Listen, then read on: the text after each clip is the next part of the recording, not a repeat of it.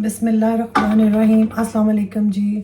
तो आज हम बनाएंगे गजरेला। तो इसके लिए हमने 1 कप चावल ओवरनाइट भिगो के रखे थे, नॉर्मल कप जो होता है, और उसी पानी में हमने इसको अच्छे से ऐसे हाथों से हमने इनको चावलों को कर लिया है, तोड़ लिया है, समझे कि बिल्कुल क्रश कर लिया है।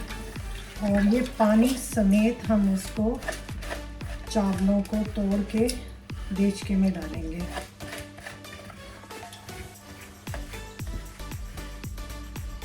उसके बाद हमने 1 किलो गाजर ली थी और जिसको हमने ऐसे फाइनली बिल्कुल चॉप किया है,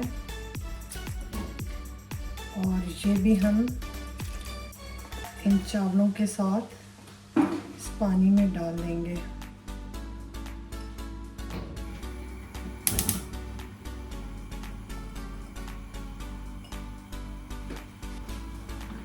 इसको अच्छे से दोनों चीज़ों को मिक्स करना है और तेज़ आंच पे पकाना है जब तक इनको एक बॉयल ना आ जाए। और जब इनको एक बॉयल आ जाएगा, अगर आप समझते हैं कि पानी थोड़ा कम है तो इसमें थोड़ा सा पानी और डाल दीजिएगा। अच्छा, इसको पकाने के लिए गजरेले को आपने लकड़ी का 1 चम्मच लेना है, क्योंकि जब ये पकने के करीब आएगा तो हमने इसको अच्छे से घोटना होगा। जैसे सरसों के साग को हम घोटते हैं लकड़ी के चम्मच से, इसी तरह हमने इस गजरेले को भी घोटने की ज़रूरत पड़ेगी। तो इसके लिए ये बेस्ट है कि आप लकड़ी का चम्मच लें। अभी हम इसको तेज़ आंच करके ढक्कन दे के रखते हैं ताकि हम इसको अच्छे से बॉयल आ जाए। फिर हम इसको करेंगे, आहिस्ता आंच कर देंगे दरमियानी से कम, और इसको आधे घंटे के लिए इसी पानी में हम पकाएंगे। तो ये हमारे चावल और गाजरों को पकते हुए तकरीबन 40 मिनट्स हो गए हैं, और इसका पानी भी देख रहे हैं जैसे काफ़ी सारा खुश्क हो गया है। और ये देखें, चावलों ने जितना फूलना था वो फूल चुके हैं। तो अब इसमें हम डालेंगे दूध। मैं दूध यूज़ कर रही हूँ, डिब्बे का दूध यूज़ कर रही हूँ, क्योंकि वो ज़रा गाढ़ा होता है और उससे स्वीट डिश जितनी भी हैं वो बड़ी क्रीमी बनती हैं। तो ये इसमें चला गया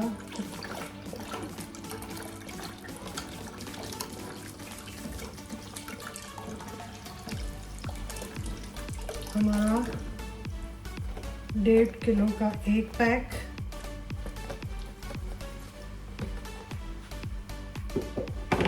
और ये हमारा चला गया 1.5 किलो का दूसरा पैक।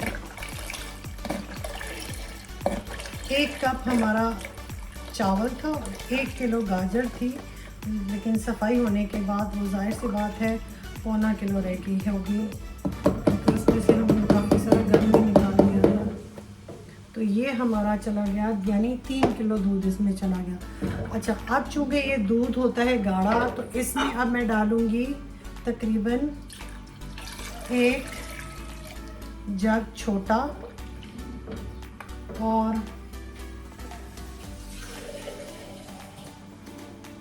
आधा जग, और यानी 1.5 छोटे वाला जग जो है वो मैंने पानी का डाल दिया है, क्योंकि ये दूध काफ़ी गाढ़ा होता है। तो इसमें पानी आप थोड़ा सा मिक्स कर लें तो ज़्यादा अच्छी बात है। लेकिन इसका फ़ायदा ये होता है कि ये आपकी जो बहुत ज़्यादा क्रीमी बनेगी, गजरेला जो आपका बहुत क्रीमी बनेगा, बहुत टेस्टी बनेगा। तो अब इसमें मैंने 3 से 4 जो इलायची हैं ग्रीन वाली, कार्डमम छोटी वाली, वो डाल दी है। तो अब हम इसको, अच्छा, जब आपने इन चावलों को और जो हमने गाजरों को पानी डाल के पकने के लिए रखा था, तो आपने उसमें चम्मच हिलाते रहना है, उसको बिल्कुल छोड़ नहीं देना, क्योंकि जैसे आप देख रहे हैं कि मेरे देचके में ऊपर तक वो बॉयल होके राइस आएंगे और आपने पूरा उसको ढकना भी नहीं है। तो अभी हम इसको ऐसे करके फुल आंच पे रखते हैं। इसको एक बॉयल आएगा तो हम इसको आहिस्ता कर देंगे। तो ये हमारे गजरेले को तकरीबन जोश बिल्कुल करीब है आने का। तो अब हमने क्या करना है, नीचे से आंच मैंने फुल रखी थी, अब हमने ये करना है कि तकरीबन इसमें आधा कप मैंने चीनी का डाला है। पूरी चीनी आपने शुरू में नहीं डालनी, वरना आपका जो गजरेला होगा वो नीचे पैंदे के साथ चिपकना शुरू हो जाएगा और जल जाएगा। तो मैंने आधा कप चीनी इसमें डाली है। वो इसलिए डाली है ताकि ये जो गाजरे और जो चावल हमने डाले हैं वो उसका टेक्सचर जो है स्मूथ हो जाए। चीनी क्या करेगी, वो इसको बिल्कुल गलाने में मदद देगी गाजरों को और चावलों को। इसलिए मैंने हाफ़ कप डाल दी है। जब ये आधा पक जाएगा तो फिर हम इसकी शुगर चेक करेंगे और बाकी की शुगर हम इसमें उस वक़्त डालेंगे। तो अब ये तकरीबन बिल्कुल बॉयल इसको आ चुका है। अब हमने इसको आंच हल्की करके हमने इसको तकरीबन आधी से मीडियम से थोड़ी कम आंच पे हम इसको इस तरह पूरा ढकना नहीं है वरना ये बाहर आएगा। मीडियम से स्लो करके हमने इसको पकने के लिए छोड़ देना है। ये हमारे गजरेले को जी तकरीबन 1.5 से पौने 2 घंटे हो गए हैं हल्की आंच पे पकते हुए। और जैसे आप देख रहे हैं कि दूध तकरीबन आधा हो गया है और हमारी जो गाजरें थी और जो चावल थे वो भी बीच में काफ़ी हद तक मैश हो गए। तो अब हम इसका आग को तेज़ करेंगे और ये लकड़ी का चम्मच हमने इसीलिए यूज़ किया था। अब हम इसको मुसलसल हिलाएंगे और फुल आंच पे पकाएंगे। इसके साथ मैंने कुछ बादाम उसमें बॉईल करके उनका छिलका उतार लिया है, तो वो भी हम साथ ही डाल देते हैं। और अब हमने इसको तेज़ आंच पे मुसलसल पकाना है तकरीबन आधा 1 घंटा। तो ये इतना थिक हो जाएगा कि आपको जितना ज़रूरत है आप उतना थिक कर सकते हैं।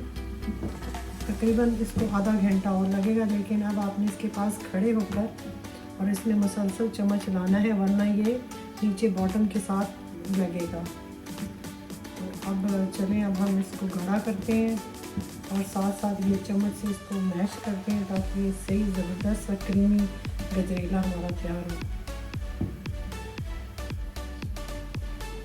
इस स्टेज पे आपने इसमें चेक करना है शुगर कितनी कम है, तो आप अपने हिसाब से कम ज़्यादा कर सकते हैं।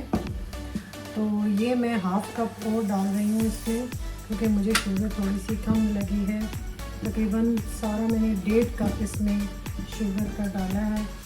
आप अपनी टेस्ट के हिसाब से देख लें कि आपने ज़्यादा रखना है या कैसे कम करना है। और दूसरी एहतियात ये होगी, जब आप इसको इस वक्त इस तरह करेंगे, ये वुडन जो है हमारा स्पून, और इसको तेज़ आंच पे, तो ये अभी अपनी छींटे भी बहुत ज़्यादा बाहर निकालता है। ऐसा ना हो कि आपका हाथ शायद और बड़ी दूर दूर तक इसके छींटे जाते हैं, तो उससे भी आपने एहतियात करनी है।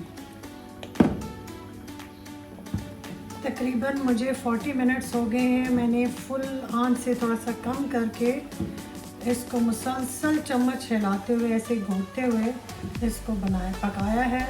और ये तकरीबन बस इतनी गाढ़ी हो चुकी है कि बस अब हम इसको डोंगों में निकाल लेंगे और ये तकरीबन तैयार है।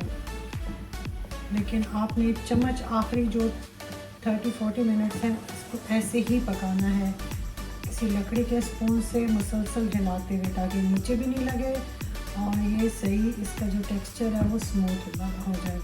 तो बस ये तकरीबन तैयार है। तो इसको अब हम 4-5 मिनट और करके इसको अपने डोंगे में निकाल लेते हैं।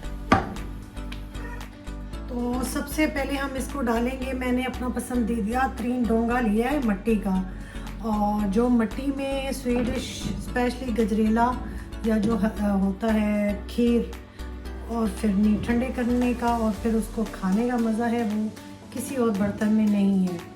तो सबसे पहले मैं इसको डाल लूँगी अपने मट्टी के बर्तन में, फिर बाद में किसी और बर्तन में डालूँगी।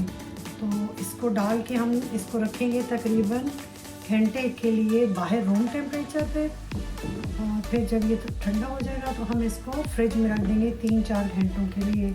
और ऊपर से हम इसकी गार्निशिंग करेंगे, मोटा मोटा हम काट लेंगे, कर लेंगे ग्राइंड पिस्ते को, वो डालेंगे, वो इससे इसका मज़ा दुबाला हो जाएगा।